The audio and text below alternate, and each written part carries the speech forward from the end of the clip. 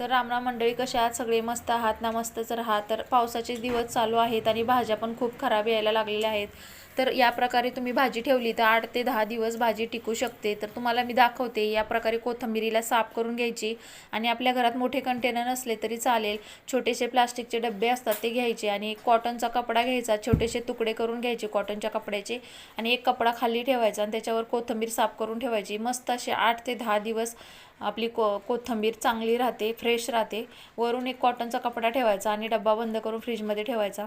अशाच प्रकारे मी शेपूसुद्धा घेतलेले आहे. शेपूला साफ केलेले आहे, एका कंटेनरमध्ये त्याला छोट्याशा ठेवलेला आहे आणि खाली कॉटनचा कपडा टाकला आहे आणि मस्त अशी शेपू 8 ते 10 दिवस खराब होत नाही. या प्रकारे तुम्ही पण करू शकता. बाकीच्या पण भाज्या मी नेटच्या पिशवीमध्ये ठेवते. टोमॅटो, शिमला मिर्च अशा सगळ्या अनेक भाज्या असतात त्या नेटच्या पिशवीमध्ये ठेवते. तर तुम्हाला आजचा व्हिडिओ कसा वाटला कमेंट करून नक्की कळवा. लाईक करा, शेअर करा, सबस्क्राईब करा. धन्यवाद.